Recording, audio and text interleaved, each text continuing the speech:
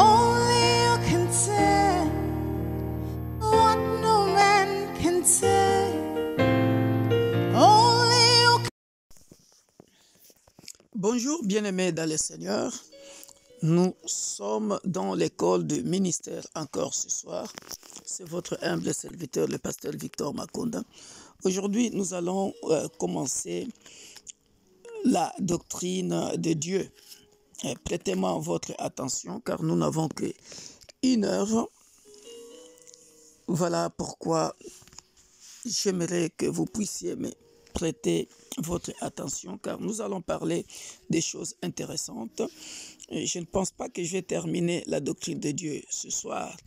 On va le faire en 2 parties parce que ce sont des messages qui sont longs et puis très capital. Ça demande vraiment du sérieux dans les explications.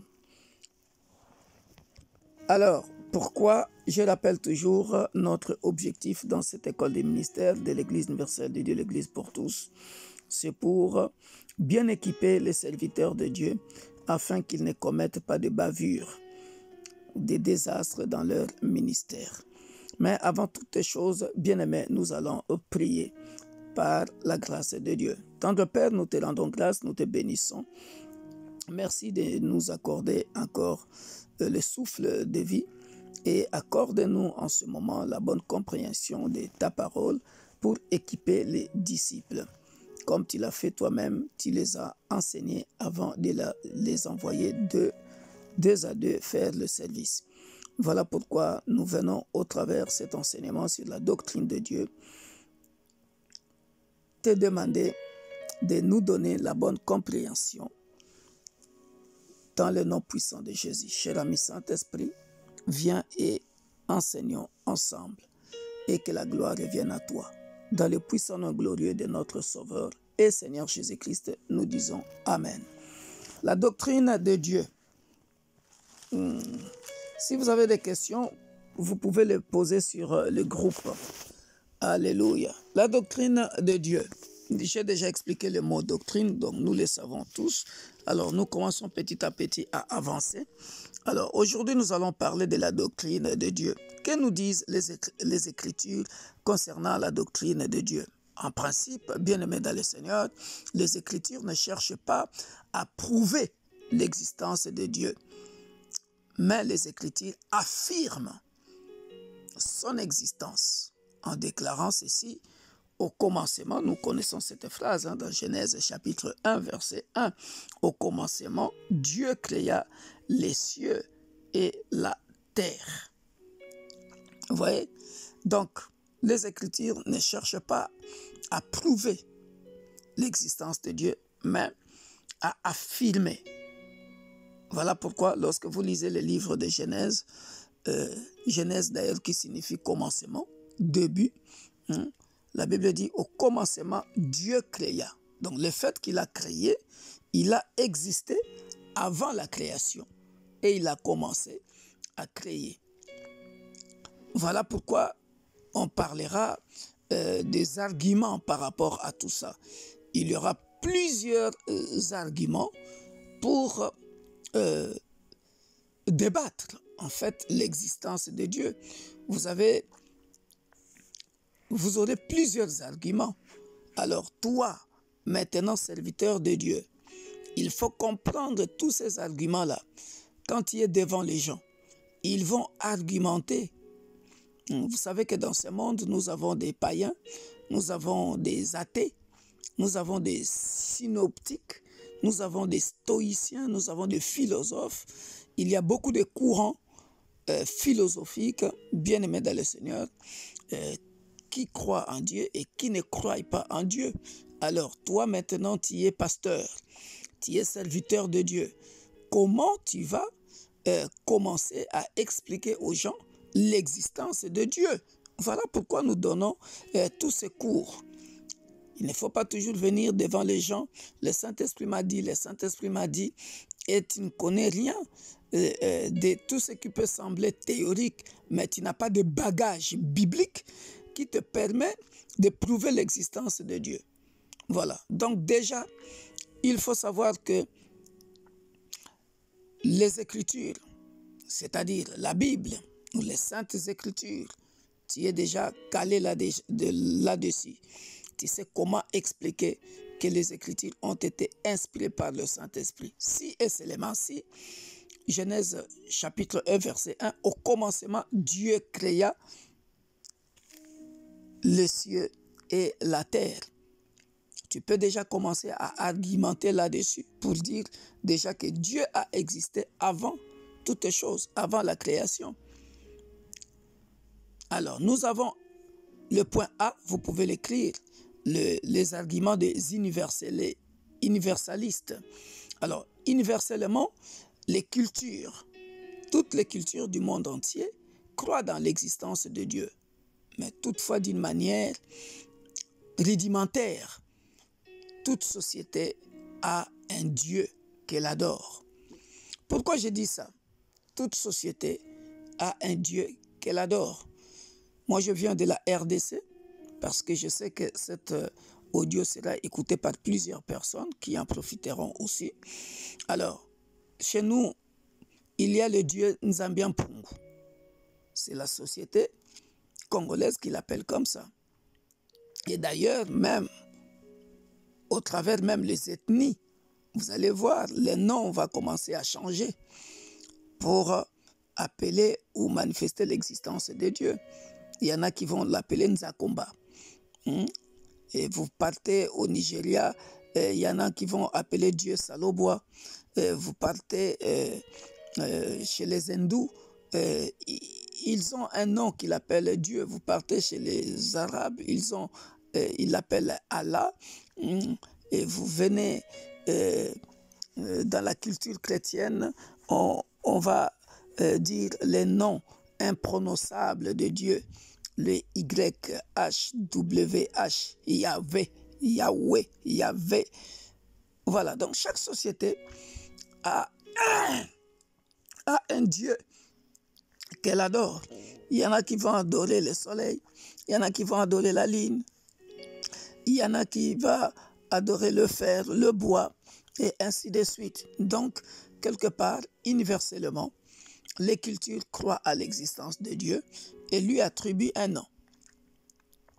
Alors après, ça c'est universellement, partout dans le monde entier.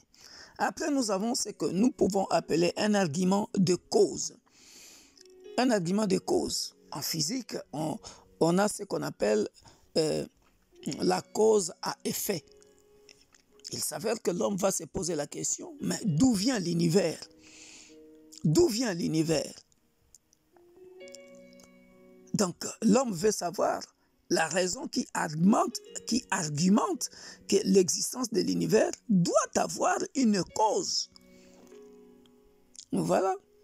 Et c'est à partir de là, vous verrez qu'il y a ce qu'on appelle, à part cet argument de cause, l'homme veut savoir d'où vient l'univers. Donc, il y a une cause quelque part. D'où vient l'univers? C'est à partir de là, maintenant, nous allons commencer à voir l'argument des conceptions. Des conceptions. Qui a conçu l'univers? Qui a conçu l'univers? Et l'homme va se dire, bon, sûrement, le début ou les fins dans notre monde ne sont pas attribués aux résultats naturels seulement ou à la sélection naturelle seulement. Les résultats qui sont produits sans l'intelligence ni la survie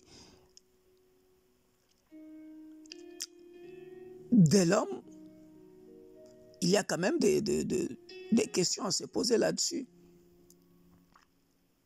Voilà. D'où les gens vont commencer à concevoir, à se dire, bon, il doit y avoir quand même un Dieu dirigeant ce monde ou étant à l'origine de l'intelligence de l'homme, un Dieu qui a eu la volonté de créer quand même l'univers. Donc cette conception-là,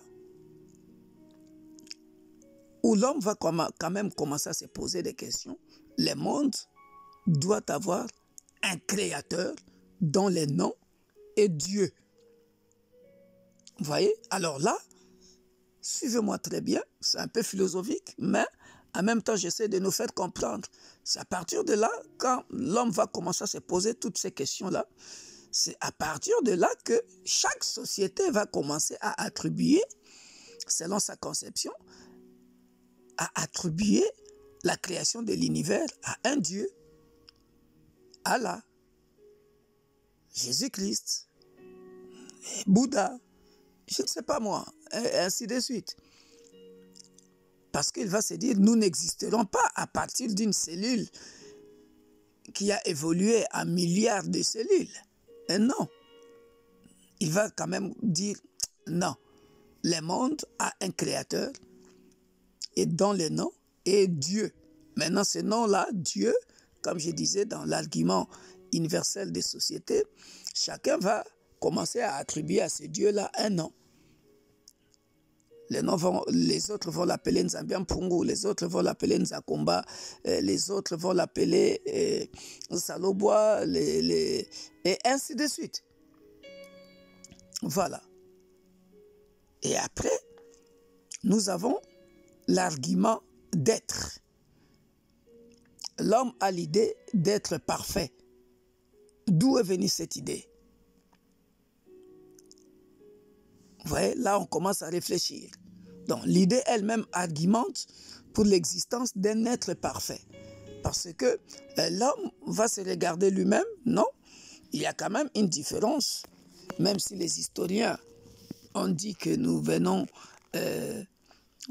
on va distinguer l'âge néolithique, les Australopithecus, tout cela dans l'histoire, hein, vous connaissez, ceux qui diront que l'homme a un ancêtre commun, le singe, mais en fin de compte, l'homme va dire quand même qu'il est un être parfait. Mais d'où vient cette perfection-là? Parce qu'elle va faire quand même la différence. Ce que moi je fais, un animal ne peut pas le faire. Voilà, donc il y a des arguments comme ça dans la société qui vont commencer à se créer, que les gens vont commencer à se poser des questions, comme aussi des arguments moraux, hein? Un argument moral dans le sens où, bon, l'homme a une nature morale et intellectuelle, parce qu'il va commencer à se poser la question par rapport à son créateur, qui doit être aussi un être moral et intellectuel, un juge, un législateur, puisqu'il vit dans la société où, si nous revenons dans le livre de Genèse, et Dieu vit que l'homme qu'il a créé a commis des péchés. Il va regretter d'avoir créé l'homme. Il va faire quoi? Il va devenir un législateur, c'est-à-dire il va créer des lois qui vont régir les cieux et la terre. D'où Exode 20. Voilà. Donc l'homme a la nature émotionnelle. Seulement, un être de bonté, de puissance, d'amour, de sagesse et de sainteté peut satisfaire une telle nature. Et là, on voit que dans sa nature même, Dieu va faire en sorte que l'homme commence à réfléchir lui-même par rapport à la sagesse, à la sainteté. Pourquoi? Parce que les lois sont établies. L'homme commence à réfléchir comme ça, de lui-même. Et là, on commence à penser un peu de nature perfectionniste qui peut provenir de Dieu et qu'il inculque dans l'homme. Parce que la conscience de l'homme maintenant va commencer à lui dire, fais, ne fais pas ça. Ah, je devrais faire, je ne devrais pas faire ça. Vous voyez? Ce commandement implique l'existence d'un gouverneur de la morale auprès de l'individu que nous sommes responsables de nos actes. Pour ceux qui ont suivi les enseignements que j'avais donnés dans l'Église universelle de Dieu, où firais-je sans que Dieu y soit? Là, j'avais parlé de l'âme et de la conscience. Que la conscience se trouve dans l'esprit de l'homme, qui permettra à l'homme à faire quand même une distinction entre le bien et le mal. Et par rapport à tout ça, ça prouve que Dieu existe et a doté l'homme d'une certaine conscience qui quand même va le pousser à comprendre que Dieu existe. Après, nous avons la doctrine de l'écriture. C'est là où je veux vraiment commencer la leçon sur la doctrine de Dieu. J'ai parlé de tous ces arguments avant pour nous faire comprendre que c'est tout à fait normal que l'être humain vit dans une société, qu'il commence à se poser des questions sur le créateur de l'univers. Est-ce que Dieu existe? Est-ce que Dieu n'existe pas? Parce qu'en fait, dans la doctrine de Dieu, nous voulons répondre à cette question de savoir si Dieu existe. Et si Dieu existe, que disent les Écritures? Voilà, c'est là maintenant que nous allons dire maintenant l'argument des Écritures. L'Écriture, comme je vous ai dit, affirme, adopte et déclare que la connaissance de Dieu est universelle. Et ça, nous le voyons, bien-aimés dans le Seigneur, dans Romains chapitre 1, verset 19, jusqu'au verset 32. Mais je vais lire en sautant. Comme je vous ai toujours dit, chaque étudiant doit avoir l'habitude de faire des recherches. Donc, les Écritures affirment que Dieu a mis un témoin de lui-même dans l'être de tout homme et dans le monde aussi. La Bible nous dit que la création elle-même témoigne de Dieu et la conscience de l'homme aussi fait de même, c'est-à-dire la conscience de l'homme témoigne de Dieu. Ce sont des choses que nous connaissons, que nous avons peut-être déjà soulignées dans nos Bibles. Que disent les Écritures, à part Genèse chapitre 1? Nous allons voir dans Romains chapitre 1, versets 19 à 21. C'est beau tout ça. Romains chapitre 1. J'aimerais que chaque pasteur ou homme de Dieu que nous sommes, que nous puissions prendre le soin de lire ça et pour savoir expliquer. Pour ceux qui ont la Bible Scofield, par exemple, moi, qu'est-ce qui me permet de composer facilement ce cours? J'ai une Bible d'études qu'on appelle Scofield que je vous invite d'acheter. Scofield ou Thompson. Dans ma Bible, par exemple, Romains chapitre 1, c'est bien écrit. 2. L'univers, une révélation de la puissance et de la suprématie de Dieu. Donc c'est facile à trouver dans la Bible d'études où on parle de l'univers, où on parle de tout ça. Voilà. Donc à partir du verset 19, la Bible dit « Car ce qu'on peut connaître de Dieu est manifeste pour eux, Dieu leur ayant fait connaître. En effet, les perfections invisibles de Dieu, sa puissance éternelle et sa divinité se voient comme à l'œil nu depuis la création du monde quand on les considère dans ses ouvrages. » Donc vous voyez que ici, qu'est-ce qui prouve l'existence de Dieu? Ça vient de l'invisible. Ça vient de l'invisible. Donc, c'est pour ça que j'ai commencé à parler des arguments universalistes jusqu'aux arguments de cause, aux arguments de conception, aux arguments d'être, aux arguments moraux, jusqu'aux arguments de l'écriture. Vous voyez? Donc, ça se voit à l'œil nu que même si Adam était seul dans le jardin d'Éden, mais il devrait se poser des questions, il devrait se dire, mais bon, je suis tout seul, mais qui, à part moi, comme je suis moi tout seul, l'être humain, mais qui a créé cet animal-là? Qui a créé cette feuille-là? Qui a créé le vent que je suis en train de sentir, le froid que je suis en train de sentir, la chaleur que je suis en train de sentir? Voilà. C'est pourquoi la Bible dit dans Romains chapitre 1, en effet, les perfections invisibles de Dieu, sa puissance éternelle et sa divinité se voient comme à l'œil nu. Se voient comme à l'œil nu, c'est-à-dire c'est palpable à l'œil nu. Pose-toi la question, d'où vient le vent?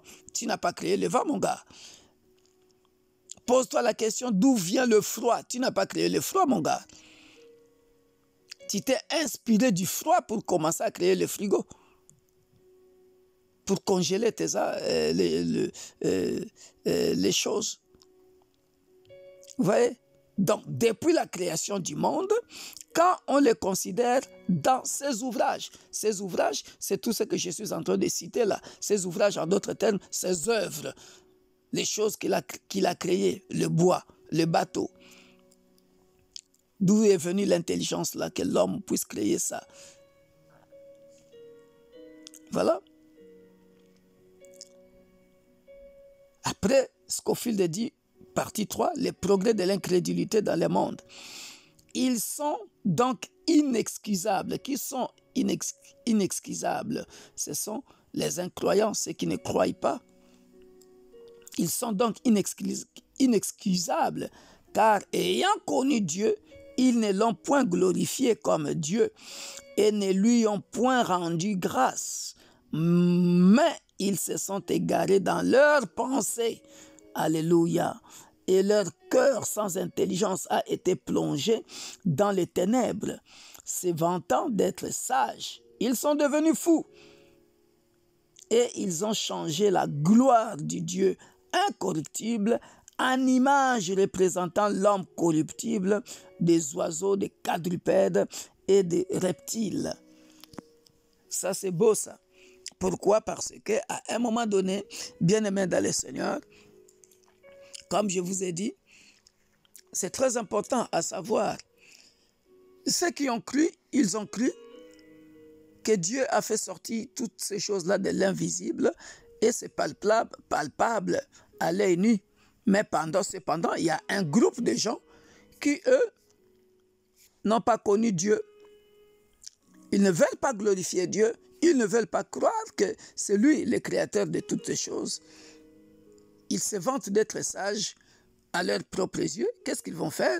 Ils vont se créer eux-mêmes des images représentant l'homme corruptible, des oiseaux, des quadrupèdes, des reptiles comme étant leur Dieu. C'est dommage. Voilà. Or, si nous lisons le verset 28, ça c'est encore beau. Après, moi, comme je vous ai dit, je coupe, parce que l'heure passe vite. Comme ils ne se sont pas souciés de connaître Dieu, Dieu les a livrés à leur sens réprouvé pour commettre des choses indignes, étant remplis de toute espèce d'injustice, de méchanceté, de cupidité, de malice, pleins d'envie, de meurtre, de querelles, de ruses, de malignité. Et c'est ce que nous vivons, bien-aimés dans le Seigneur, dans ce monde. Ceux qui ne croient pas à l'existence de Dieu, vous voyez la folie qu'ils sont en train de faire dans le monde. Voilà. Et au verset 32, c'est clair. Et bien qu'ils connaissent les jugements de Dieu, déclarant dignes de mort ceux qui commettent de telles choses, non seulement ils les font, mais encore ils approuvent ceux qui le font. Pourquoi je donne ce passage au verset 32? Ici, ça montre tout simplement la suprématie de Dieu dans son existence. C'est-à-dire, il y a un groupe de gens, à partir de verset 19, 21, comme on a lu, qui croient en Dieu. Et ceux qui se croient sages à leurs propres yeux, qui ne veulent pas croire à l'existence de Dieu, le jugement de Dieu tombera dessus. Au verset 32, c'est clair. Voilà, tout simplement. Je pense que les arguments des Écritures sont clairs pour que nous puissions comprendre. Alors, pour ceux qui prennent note, écrivez maintenant la nature de Dieu. Là, nous rentrons petit à petit en profondeur. La nature de Dieu. 1. Dieu est un esprit. Dieu est un esprit. nous avons beaucoup de passages qui vont nous montrer que Dieu est un esprit. Commençons par le passage de la femme samaritaine qui posa la question, où peut-on trouver Dieu? Et Christ répondit, Dieu ne peut pas être trouvé dans un endroit fixe. Hein, j'aime bien ce passage-là, hein, parce qu'elle pensait qu'on peut trouver Dieu dans un endroit fixe. Hein. Dieu est esprit. Jésus va lui répondre, on ne peut pas trouver Dieu dans un endroit fixe, mais il doit être adoré en esprit. Il n'est pas lié à un endroit, hein, ou à la forme, hein, un endroit fixe où tu dis, ah, c'est ici que je viens rencontrer Dieu. Non, nous le voyons dans Jean chapitre 4, 24. Mais l'heure vient et elle est déjà venue où les vrais adorateurs adoreront le Père en esprit et en vérité, car ce sont là les adorateurs que le Père demande. Dieu est esprit et il faut que ceux qui l'adorent en esprit et en vérité. Et la femme lui dit, je sais que le Messie doit venir, c'est lui qu'on appelle Christ. Quand il sera venu, il annoncera toutes ces choses. Il nous annoncera toutes ces choses. Jésus lui dit, je le suis, moi qui te parle. Vous pouvez commencer cette histoire à partir de verset 4, hein, pour ne pas nous prendre du temps. Mais sachons que Dieu est esprit.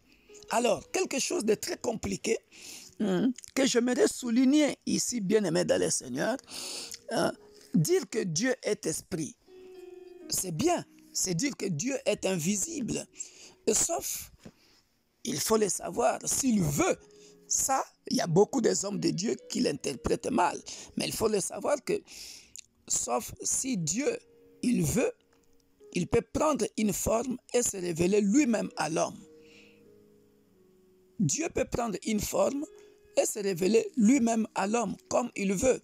Et c'est ce que nous allons parler dans la doctrine de Dieu. Moi, votre pasteur, le pasteur Victor Makonda, c'est ce que je suis en train d'ailleurs d'écrire dans mon livre, mon expérience avec Dieu. Mon expérience avec Dieu. Cultiver une expérience personnelle avec Dieu. Donc, c'est ce que j'étais en train de dire. J'ai écrit ça parce que moi, le pasteur Victor Makonda, Dieu m'a appelé comme ça. J'ai vu le ciel ouvert et j'ai vu Jésus-Christ assis sur un siège tout blanc. Alors, une lumière que tu ne peux pas expliquer. Tu ne peux pas expliquer. Et dès lors, ma vie a changé. Et ça sont des choses difficiles à expliquer. Voilà. C'est difficile à expliquer. Qui peut te croire? Mais je tiens à expliquer ça ici dans la doctrine de Dieu pour nous montrer que Dieu est esprit, mais Dieu peut prendre une forme et se révéler lui-même à l'homme comme il veut. Et ça fait couler beaucoup d'encre parce que si tu n'as pas vécu ça, tu ne sauras pas expliquer ça. Moi, j'ai vécu ce que j'ai vécu dans ma chambre. Je n'étais même pas encore pasteur, j'étais un simple frère. Mais vous lirez ça, pour ceux qui auront l'occasion de lire mon livre, Cultiver une expérience personnelle avec Dieu. C'est là où j'explique ce que j'ai vécu avec Dieu, comment Dieu m'a visité, comment je suis devenu pasteur, comment il travaille avec moi. Vous voyez, lorsque nous lisons par exemple Exode chapitre 24, verset 9 à 10, que dit la Bible? Moïse monta avec Aaron, Nadab et Abihu et 70 anciens d'Israël. Regarde, la Bible prend soin d'écrire au verset 10. Ils virent le Dieu d'Israël sous ses pieds. Vous voyez? Et ils ont vécu ça. C'est leur expérience. Mais si toi, tu n'as pas encore vu ça, eh bien, tu diras, mais comment? Ah oui, Dieu peut prendre n'importe quelle forme qu'il veut. C'était comme un ouvrage de saphir transparent, comme le ciel lui-même dans sa pureté. Il n'étendit point sa main sur l'élite des enfants d'Israël. Ils virent Dieu et ils mangèrent et burent. Vous voyez? Ce n'est pas moi qui l'ai écrit. Vous voyez? Donc, les difficultés maintenant au sujet de la description de Dieu comme esprit. Parce que la Bible dit, la Bible utilise l'expression anthropomorphe. Dieu est anthropomorphe. Anthropomorphe, c'est-à-dire tout simplement qu'il a la forme, l'apparence d'un être humain. C'est-à-dire, on dit que Dieu a les mains, les pieds, les bras, les yeux et les oreilles. Il voit, il sent, il entend, il marche. Vous voyez, de telles expressions sont utilisées dans le but d'amener un Dieu tout-puissant dans notre compréhension et description limitée en tant qu'être humain. Voilà pourquoi j'ai pris ce passage bien aimé dans le Seigneur de Exode 24, 9. C'est pas moi qui ai écrit ça. Moïse, la Bible dit, quand il est monté avec Aaron, Nadab et Abihu et les 70 anciens d'Israël, ils virent le Dieu d'Israël sous ses pieds. Donc Dieu a le pied. Voilà. Bon, maintenant, comment sont ces passages comme Exode 24, 10, dans lesquels il est distinctement déclaré que l'homme a vu Dieu d'Israël? Bon, comment nous pouvons réconcilier ça avec le passage de Jean? Jean, chapitre 1, verset 18, qui dit « Personne n'a jamais vu Dieu ». Et comment nous pouvons, nous allons lire ça, dans Jean, on dit « Personne n'a jamais vu Dieu ». Jean 1. Comment nous pouvons réconcilier l'Exode 24, 9 à 10 que nous venons de lire? Parce que Jean 1 nous dit personne, Jean 1, verset 18, personne n'a jamais vu Dieu, Dieu le Fils unique, qui est dans le sein du Père, et c'est lui qui l'a fait connaître. Bon, gardons ce passage-là. Comment aussi nous allons comprendre? Parce que tout cela, il faut que vous ayez, vous, de pasteurs, vous ayez des arguments pour expliquer que Dieu existe. À un incroyant, par exemple, comme nous venons de lire dans Romains chapitre 1, au verset 22, jusqu'en bas. Alors, comment expliquer, par exemple, Exode 24 par rapport à Exode 33, que j'aime bien, Exode 33, 20, qui dit « Un homme peut-il me voir et vivre? Personne n'a vu Dieu comme il est réellement, sauf le Fils. » Comme on vient de voir dans Jean chapitre 1, verset 18. Donc dans Exode 24, chapitre 10, les anciens et Moïse ont vu la manifestation de Dieu comme je vous ai expliqué, par essence. Quand on dit par essence, c'est-à-dire physiquement. Physiquement. Cependant, pour ne pas vous compliquer la tâche, lorsque Moïse va dire dans Exode 33, verset 18, Moïse dit « Fais-moi voir ta gloire. » Ah, vous voyez la différence. Ici, Moïse demande de voir Dieu dans sa gloire. Ça, personne, papa, maman, mon frère, ma soeur. Là, Dieu dit clairement, lui répond, l'Éternel répondit, « Je ferai passer devant toi toute ma bonté et je proclamerai devant toi le nom de l'Éternel. Je fais grâce à qui je fais grâce et miséricorde à qui je fais miséricorde. » L'Éternel dit, « Tu ne pourras pas voir ma face, car l'homme ne peut me voir et vivre. » Vous voyez, ici, Dieu fait la différence entre le voir dans son essence et le voir dans sa gloire. Je répète, Dieu fait ici la différence entre le voir dans son essence et le voir dans sa gloire. C'est-à-dire dans sa gloire. Personne ne peut le voir parce que la Bible dit quoi? Dieu est un feu dévorant. Dieu est une forte lumière. Tu ne peux pas. Tu ne peux pas.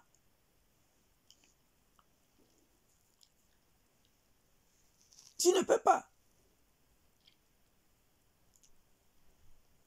Ça, c'est très important à savoir. Dans son essence, c'est-à-dire la nature même. La nature, l'essence veut dire quoi? La nature d'une chose. Ce qui constitue cette chose-là. Ce que cette chose-là est. Voilà. Donc, Dieu prend la forme d'un être humain. Voilà pourquoi Exode 24 dit que ils ont vu le Dieu de la Bible sous ses pieds. Comme pour expliquer, Dieu, comme je l'ai dit, Dieu a les yeux, le bras, les pieds et ainsi de suite. Mais dans sa gloire, c'est ce que Jean 1, verset 18 confirme, et c'est ce que Exode 33, quand Moïse va demander, il veut voir Dieu. Il veut voir Dieu dans sa gloire. Fais-moi voir ta gloire. Dieu lui dit, non, non, dans ma gloire, tu ne peux pas me voir. Et ça, nous avons cette description, bien aimée. Lisez bien le psaume 18, du début à la fin. Hein? C'est parce que si je commence à tout lire, on n'aura pas le temps. Mais si vous lisez ça, bien aimé, vous lisez psaume 18, mais c'est chaud. Hein? Parce que Dieu est un feu dévorant. Personne ne peut voir Dieu dans sa gloire. Hein? Parce que la Bible, regarde comment la Bible décrit Dieu. De son palais, il entendit ma voix et mon cri est parvenu devant lui à ses oreilles.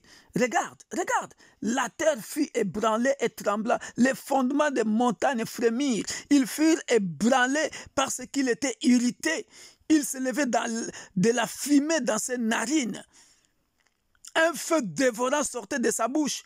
Vous voyez ça? Donc dans sa gloire, personne ne peut voir Dieu. Et continuez à lire ces psaumes jusqu'à la fin, bien-aimés dans le Seigneur. Au verset 13, de la splendeur qui le précédait, s'échappait le nuée. Ouf! Quel Dieu tout-puissant! De la splendeur, c'est-à-dire de la puissance qui le précédait, s'échappait le nuée. C'est-à-dire, de son passage, il se fraye un chemin, tout s'écarte. Tu ne peux pas être devant lui. Tu meurs. Tu meurs. Il s'est levé de la fumée dans ses narines et un feu dévorant sortant de sa bouche. Il en jaillissait des charbons embrasés. Ouf! Il abaissa le ciel et il descendit. Lisez le psaume 18, bien-aimé.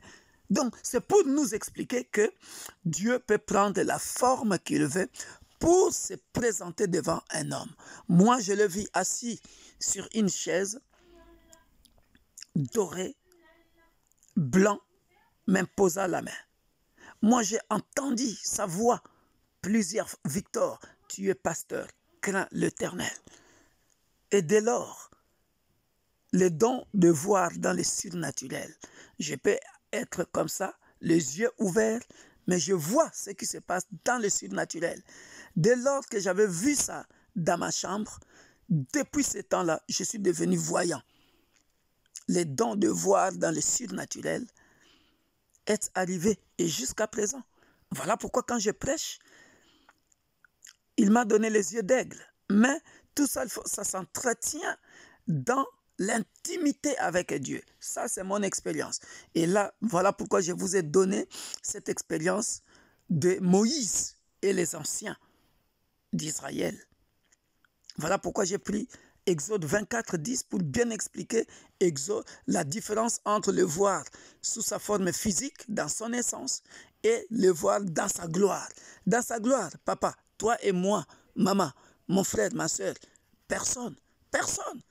Vous n'avez qu'à lire le psaume 18 du début à la fin. Personne, je dis bien personne, tu ne peux pas. Voilà. Donc, j'ai expliqué là, Dieu est esprit. Maintenant, les personnalités de Dieu. Les personnalités de Dieu. Ça aussi, c'est trop beau. Alors, le pathéisme. C'est quoi le pathéisme? Le pathéisme soutient que toute chose est Dieu et Dieu est toute chose.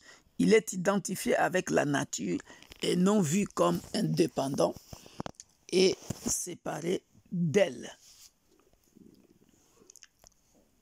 C'est pour nous faire comprendre tout simplement, bien-aimés dans le Seigneur, ces termes pathéisme que peut-être vous ne connaissez pas.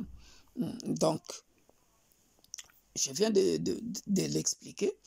Alors, le pathéisme, en d'autres termes, c'est une doctrine philosophique ou religieuse qui, rejetant ou minimisant l'idée d'un Dieu créateur et transcendant, identifie Dieu et l'univers, soit que le monde apparaisse comme une émanation nécessaire de Dieu, ça c'est le pathéisme stoïcien qui le dit,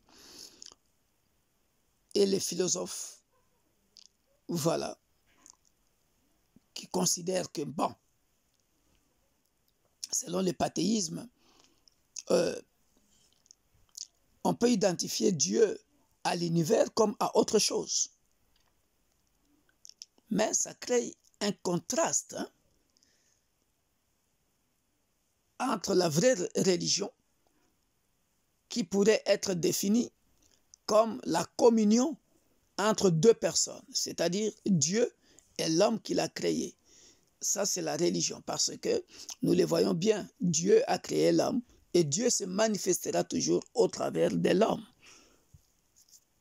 Donc, d'après la religion, il doit y avoir une relation personnelle entre Dieu le Créateur, qui est au ciel, et l'homme qu'il a créé, qu'il a mis sur la terre. Donc Dieu est une force, et non une force où Dieu est une personne, pardon, je voulais dire, comme j'ai décrit en disant que Dieu est anthropomorphe, c'est-à-dire qu'il a le pied, qu'il a l'apparence humaine. Donc nous devons faire cette différence entre le pathéisme, qui considère Dieu comme une influence, qui considère Dieu comme une force. Non, Dieu est une personne. Voilà pourquoi, bien-aimés dans le Seigneur, nous devons comprendre cela, que selon les personnalités de Dieu, Dieu est une personne.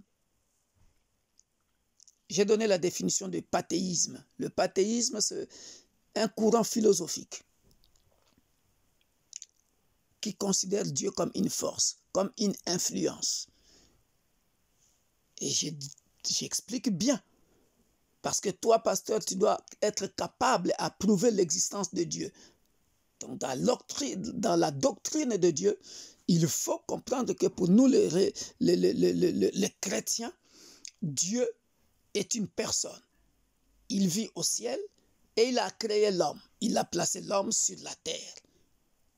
Voilà pourquoi il doit y avoir une relation personnelle entre Dieu le Créateur et la créature qui est l'homme qui est sur la terre. Voilà pourquoi, d'ailleurs, nous voyons cette relation commence depuis le livre de Exode, dans Genèse chapitre 3, verset 14, où la Bible dit « Je suis celui qui suis », pour montrer à l'homme que je suis, j'étais et je serai, parlant de la personnalité constante et éternelle de Dieu. Je suis. Alléluia. Donc, bien-aimés dans le Seigneur, les Écritures montrant la personnalité de Dieu en disant que dans Genèse chapitre 6, verset 6, comment les Écritures démontrent la personnalité de Dieu, nous pouvons les lire dans Genèse chapitre 6, verset 6, Dieu se répand. Nous les connaissons, quand le péché est entré dans le monde, la Bible dit Dieu se répand d'avoir créé l'homme. Vous connaissez toutes ces histoires-là. L'Éternel s'est repenti d'avoir fait l'homme sur la terre et il fit affliger en son cœur.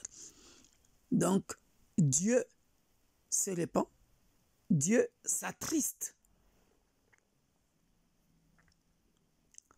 1 Roi, chapitre 11, verset 9. Dieu s'énerve. Dieu s'énerve. Ça, vous pouvez les lire. Comme je vous ai dit, si je commence à tout lire, on n'aura pas fini. Mais en même temps, j'ai envie de lire pour vous démontrer, parce que je sais qu'il y a des serviteurs de Dieu qui ne liront même pas. Hein? C'est dommage. Bon. 1 Roi, chapitre 11, verset 9. L'Éternel fit irriter contre Salomon parce qu'il avait détourné son cœur de l'Éternel, le Dieu d'Israël, qui lui était apparu 2 fois. Voilà, nous pouvons aussi le voir dans Deutéronome, chapitre 6, verset 15. Dieu est un Dieu jaloux. Là, je suis en train de donner quelques personnalités de Dieu. Dieu se répand, Dieu s'attriste, Dieu peut s'énerver, Dieu est jaloux. Deutéronome chapitre 6, verset 15. Ça, c'est beau aussi. La Bible dit, « Car l'Éternel, ton Dieu, est un Dieu jaloux au milieu de toi. » Ici encore, on parle de la colère. On montre que Dieu s'énerve. La colère de l'Éternel, ton Dieu, s'enflammerait contre toi et il t'exterminerait de dessus la terre si tu n'obéis pas. Révélation chapitre 3 ou Apocalypse chapitre 3 verset 19. Dieu est amour, Dieu aime. Dieu aime. Ça, Dieu aime. On peut aussi le voir dans Jean 3,16. Dieu a tant aimé le monde. Il y a beaucoup de passages qui parlent de l'amour de Dieu. On peut le lire aussi dans Révélation chapitre 3 verset 19. Dieu aime. La Bible dit, moi je reprends et je châtie tout ce que j'aime. Et donc, dit-elle, et répands-toi. Et ça aussi, c'est l'amour extravagant de Dieu. Pourquoi il va châtier? Pourquoi j'ai pris l'exemple de Apocalypse chapitre 3, verset 19? C'est tout simplement pour montrer la capacité de Dieu dans son amour, de ne pas, de faire en sorte qu'il ne veut pas perdre l'homme.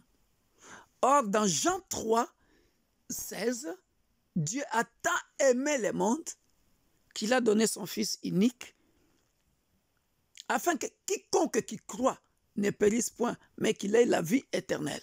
Là-bas, il y a 2 choses. Il laisse à l'homme le choix de l'aimer, afin que quiconque,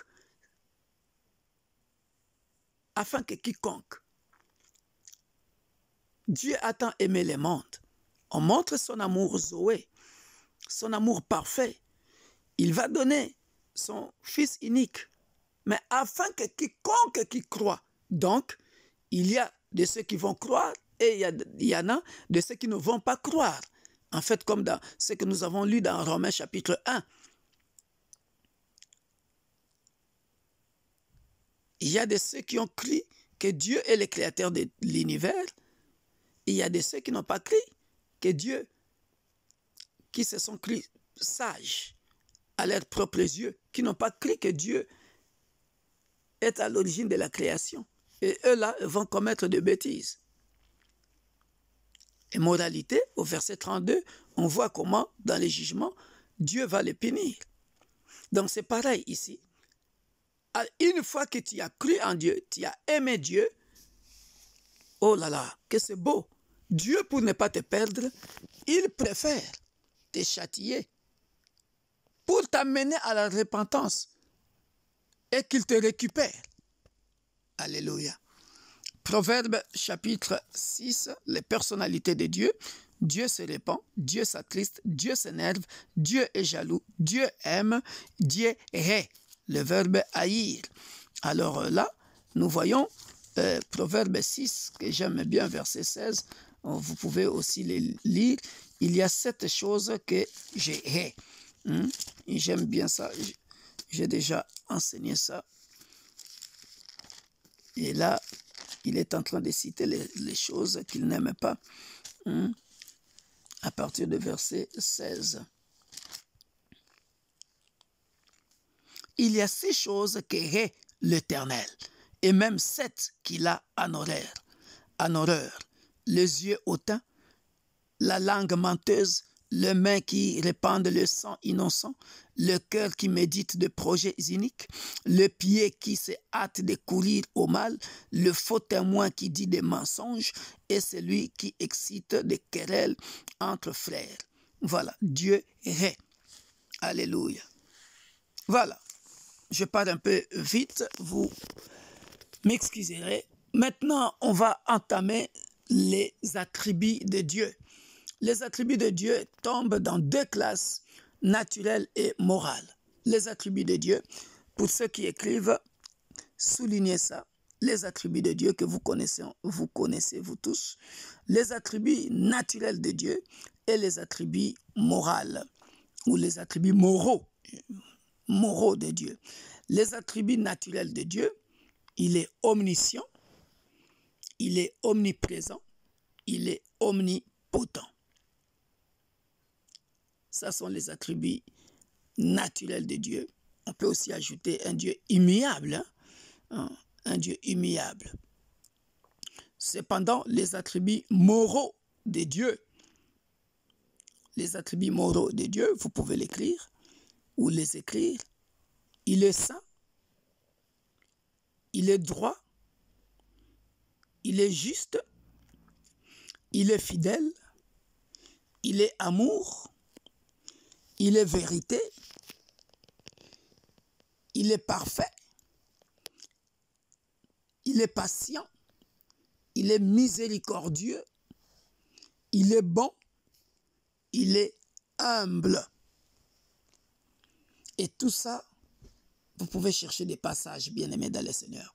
Parce que si je commence à donner le passage, on n'en a pas fini. S'il vous plaît. Il est saint, par exemple. Il est saint. Il y a plusieurs passages qui les montrent. 1 Pierre 15, 1 Pierre chapitre 1, 15, 18. Dieu est saint, il faut que ceux qui les suivent soient saints. On connaît tout ça là, par exemple. Il est un Dieu parfait. On connaît ça dans Matthieu 5, 46, par exemple. Il est patient, lent à la colère, dans les psaumes. Il est miséricordieux, psaume 103, verset 8. Je donne ça comme ça. Il est amour, je viens de les donner. Dans Jean 4, 16 aussi. J'aime aussi Jean 4, 16, qui démontre aussi l'amour de Dieu, dans le sens où Jean est en train de dire « Nous avons prouvé qu'il est amour » dans Jean 16. Ça aussi, c'est beau. Va, lui dit Jésus, appelle ton mari et viens.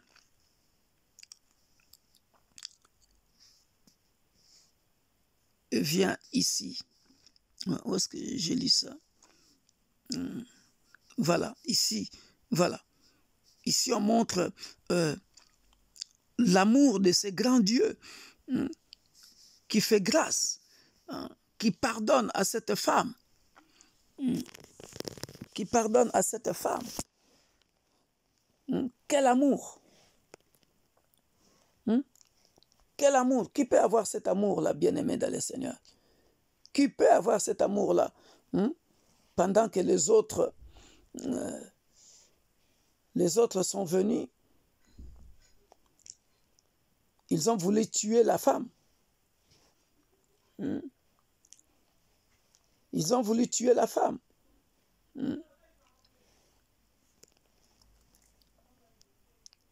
Ça, c'est beau. Si on part encore dans 1 Jean, dans 1 Jean chapitre 4 aussi, c'est trop beau. 1 Jean chapitre 4. Mais après, vous pouvez chercher vous-même, en tout cas, bien-aimé dans le Seigneur, pour que je donne ce qui me touche, hein, dans 1 Jean chapitre 4, verset 16. Ça, c'est beau. Et nous avons connu l'amour que Dieu a pour nous. Et nous y avons cru. Dieu est amour. Et celui qui demeure dans l'amour demeure en Dieu et Dieu demeure en lui. Pourquoi je donne ce passage? Parce que ici, ça prouve l'expérience que l'homme est en train lui-même de vivre dans cet amour-là de Dieu. C'est pas beau ça? Et nous,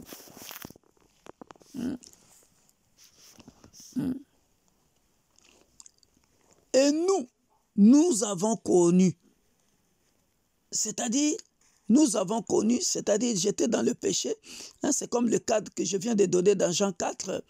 Dans Jean 4, là-bas, la femme samaritaine, là, qu'on allait lapider, elle doit dire cette phrase, que Dieu est amour. C'est-à-dire, j'ai connu l'amour de Dieu, que Dieu a pour nous. Et nous y avons cru. Dieu est amour. Et celui qui demeure dans l'amour demeure en Dieu. Et Dieu demeure en lui. Alléluia. Matthieu, Dieu est parfait. Matthieu 5, 46, par exemple. Matthieu 5, 46, par exemple. Soyez donc parfaits comme votre Père céleste est parfait. Voilà. Et puis après, vous pouvez les chercher vous-même.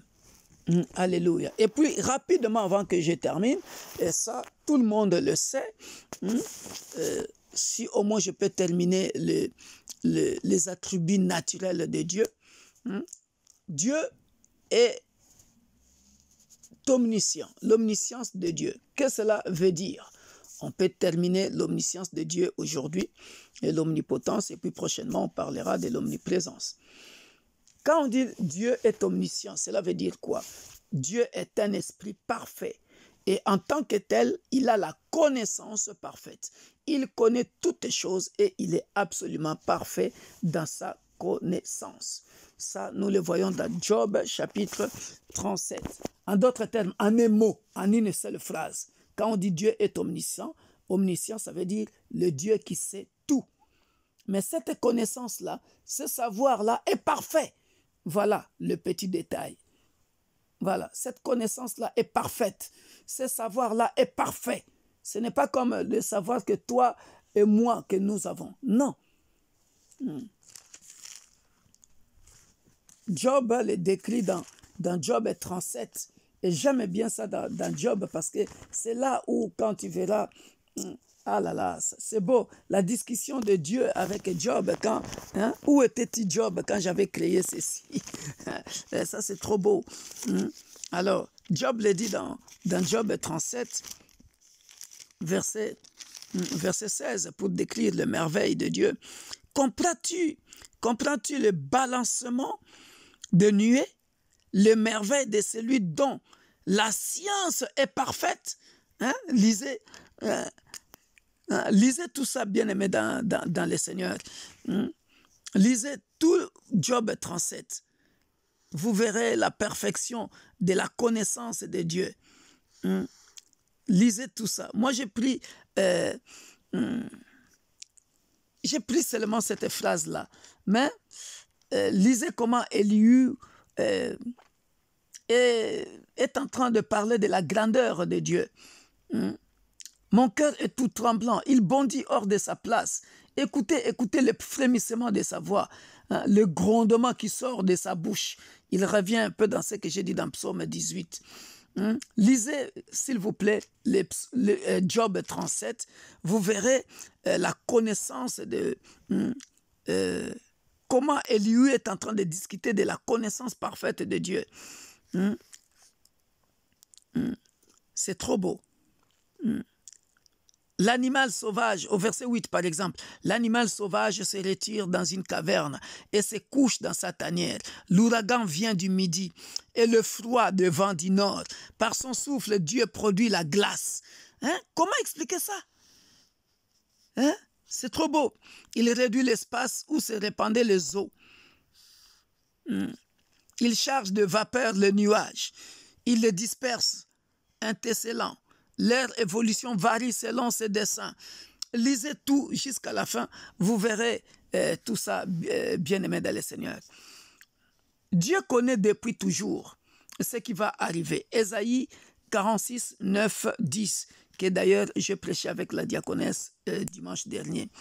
Je suis Dieu déclarant la fin à partir du commencement. Je suis Dieu et il n'y en a aucun comme moi. Là, il est en train d'expliquer encore qu'il n'y a que lui qui peut connaître la fin d'une chose avant le commencement. Ésaïe 46, 9, 10. Ça montre l'omniscience de Dieu. Donc, nous ne devons pas confondre la préscience de Dieu et sa prédestination. Je tiens votre attention, bien-aimés dans le Seigneur. Le fait que Dieu connaît quelque chose ne signifie pas qu'il va laisser la chose arriver. Prenons l'exemple de Pharaon. Pharaon était responsable pour l'endurcissement de son cœur. C'est lui-même qui ne voulait pas écouter Dieu. Dieu lui dit de libérer le peuple d'Israël. Il ne veut pas. Bon, Dieu va dire quoi? Il va endurcir son cœur. Donc, lui-même était responsable.